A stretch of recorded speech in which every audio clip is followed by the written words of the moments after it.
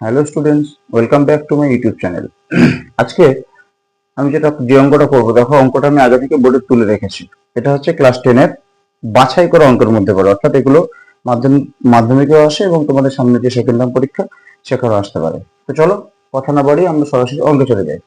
দেখো অঙ্কটা আমরা কিভাবে সমাধান করবো বলছে, এক্স প্লাস রুটের মধ্যে মানে root under of x square minus one, এটা ইকুয়াল টু যদি 3 হয় তাহলে বলছে এটার মান কত। আচ্ছা দেখো তো, এই দুটো একদম দেখো অলমোস্ট সেম, শুধুমাত্র কি পার্থক্য বলো তো, এখানে আছে প্লাস এখানে আছে মাইনাস, মানে ওটার মান আমরা কি করে বের করবো এখন। দেখো আচ্ছা, এই পুরো যে যার মানটা আমাদের চেয়েছে বলতো, এই পুরো মানটা নির্ভর করছে কার উপরে বলো, শুধুমাত্র এক্স এর উপরে না। যদি আমি কোনোভাবে এখান থেকে ক্যালকুলেশন করে এক্স এর মানটা বের করতে পারি, তাহলে সেই এক্স এর মানটা এখানে বসানো আমাদের অঙ্ক শেষ। চলো আমরা চেষ্টা করি এখান থেকে কি করে এক্স এর মান বের করবো। দেখো প্রথমে আমার লক্ষ্য কি, এখান থেকে এক্স এর মানটা বের করা। দেখো এক্স প্লাস রুটের মধ্যে x square minus one equal two 3, বা আচ্ছা বলো তো, এক্স বের করবে, এখানে দেখো রুটও আছে আবার ফের এক্স আছে, তো একটু ঝামেলা হয়ে যাচ্ছে না। একটা সহজ কাজ করো, রুটটা তোলার সবচেয়ে সহজ উপায়, এই এক্সটাকে ওপারে পাঠিয়ে দিয়ে তারপরে এবার শুধু রুটটা পড়ে থাকবে, পরে আবার রুটটাকে তুলে দেবো।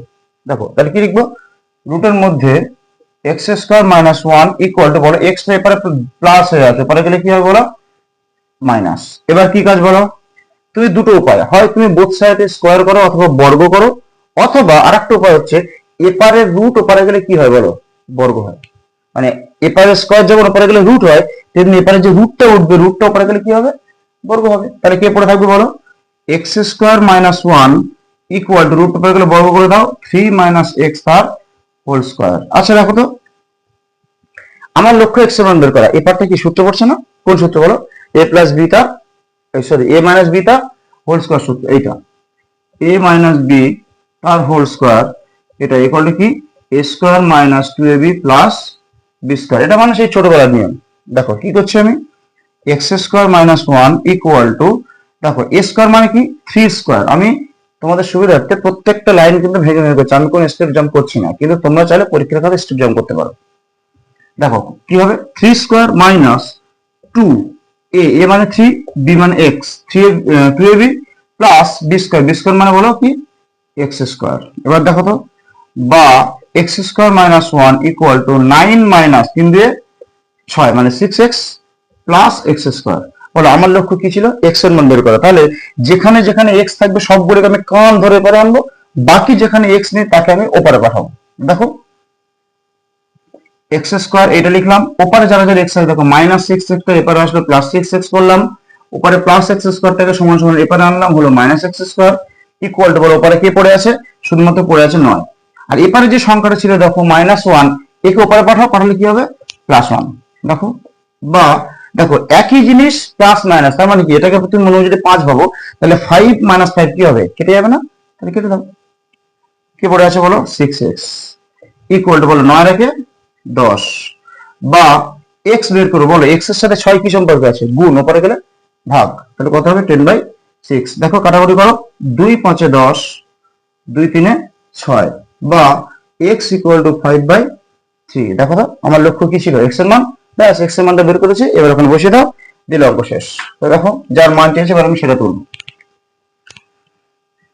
আচ্ছা কি চেয়েছে বলো, এক্স মাইনাস রুটের মধ্যে এক্স স্কোয়ার মাইনাস ওয়ান সমান সমান, বলে এক্স এর মান বসিয়ে দিতে কত 5/3, বসাচ্ছি 5/3 মাইনাস রুটের মধ্যে 5/3 তার হোল স্কোয়ার মাইনাস ওয়ান। দেখো আমি জাস্ট শুধু এক্স এর জায়গায় মান বসিয়েছি কত 5/3, আর কিছু করিনি।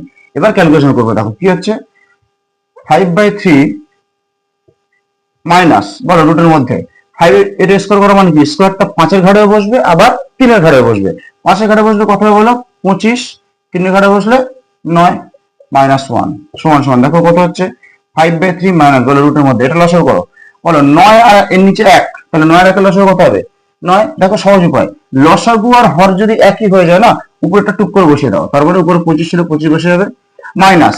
আর এখানে যদি একটা সংখ্যা থাকে, ভালো করে শোনো, একটা সংখ্যা মানে ওর নিচে কিছু নেই, মানে 1 আছে, যদি থাকে কি করবে, সর্বদা এই লসাগুটা ওর সাথে গুণ করে দেবে, এটা শর্টকাট পদ্ধতি। এমনি তুমি যা নিয়ম সেটা তো আছেই, কিন্তু আমি কি বললাম, দেখো যদি একটা সঙ্গে 1 না থেকে যদি 2 থাকতো, তাহলে এখানে কত হতো 9 দিয়ে 18, এখানে 3 থাকলে কত হতো 3 9 27, যেহেতু 1 আছে তাহলে 9 কে 9 সমান সমান 5/3 মাইনাস দুটোর মধ্যে বলো 25 থেকে 9 চলে গেলে কোথায় বলো 16, 16/9 সমান সমান বলো 5/3 মাইনাস 16 বর্গমূল করলে কি হয় বলো 4, আর 9 বর্গমূল করলে 3।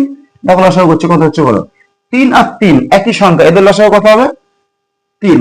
দেখো এই যে এক্ষুনি বললাম যে হর আর লব, এই যে এই সরি হর আর লসাগু যদি মিলে যায় উপরটা টুক করে বসিয়ে দাও, তাহলে কত হবে 5 - 4 সমান কত হচ্ছে বলো 1/3। ব্যাস এটা आंसर।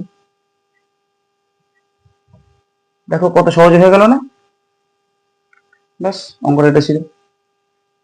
চলো আবার তোমাদের দেখা হচ্ছে। আচ্ছা এরকম আরো মানে এরকম যে বইয়ের বাইরের অঙ্ক যেগুলো তোমাদের পরীক্ষাতে আসে, এরকম অঙ্ক পাওয়ার জন্য কি করতে হবে, এই চ্যানেলটা সাবস্ক্রাইব করে দাও।